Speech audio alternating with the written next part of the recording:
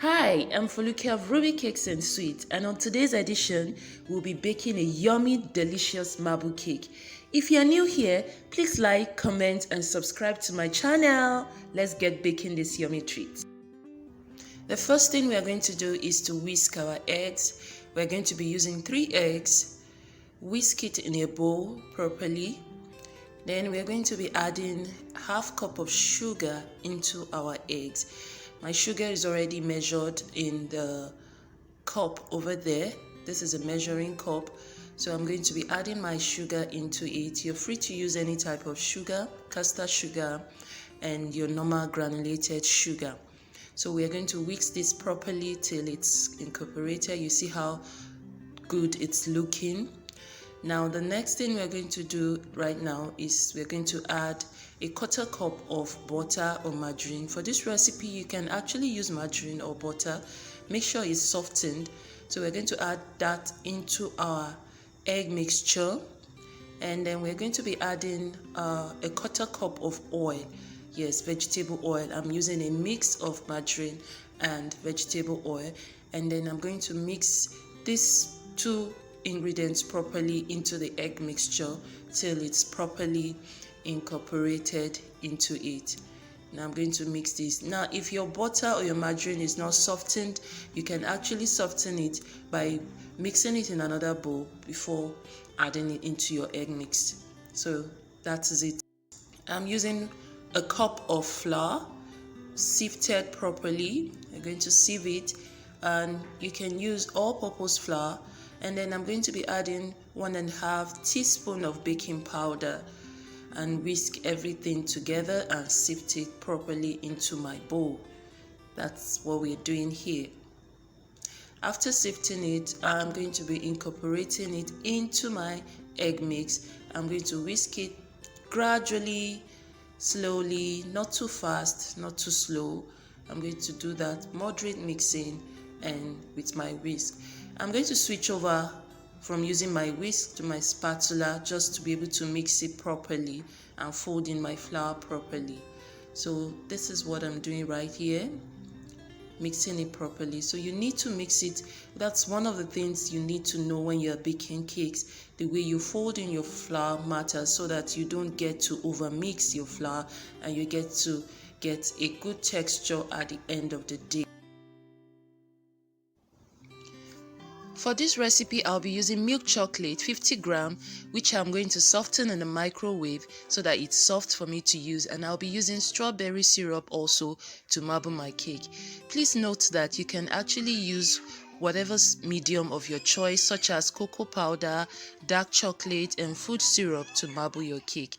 So after mixing my chocolate till it's softened, I'm going to set aside, and now I'm going to divide my batter into each of the bowls equally, not necessarily equally but appropriately, such that one is not too much and the other is not too small, so that we have like an even distribution of our batter in our cake pan.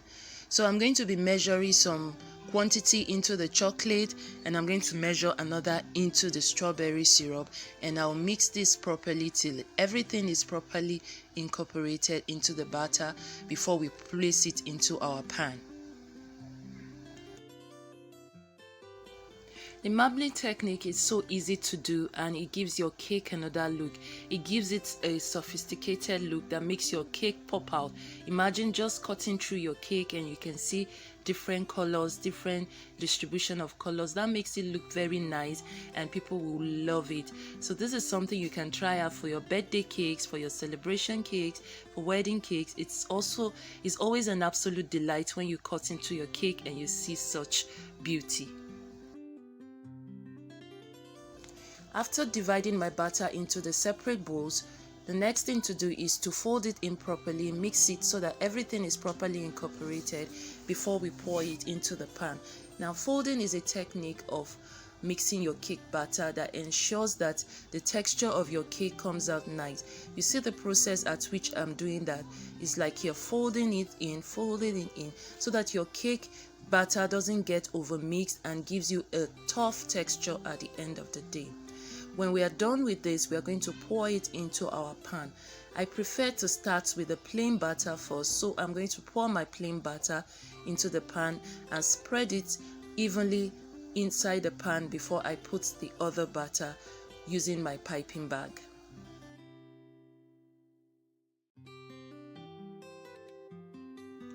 Make sure all the edges of your pan are properly covered with the batter before you pipe in the next layer, so that you have an even distribution of your batter in the pan. Next is the chocolate batter. I'm going to be piping all around using my piping bag. It's actually easier to use the piping bag to pipe because it gives you a beautiful look at the end of the day. The next layer is going to be the strawberry batter, which I'm also using a piping bag to pipe it into. You can see how easy and efficient it is to use a piping bag.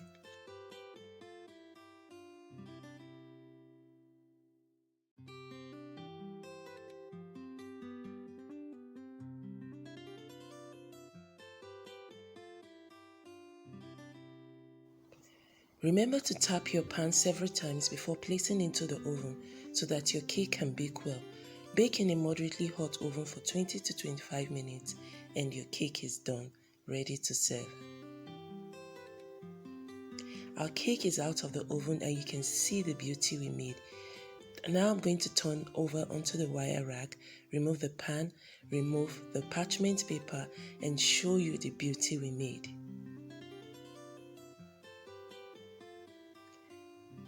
Please remember to like, comment and subscribe to my channel. Till next time when I come with another baking edition with Ruby, I hope you try out this recipe and share with me. Also remember to follow me on my Instagram page at Ruby Cakes and Sweets. Thank you. Till another time.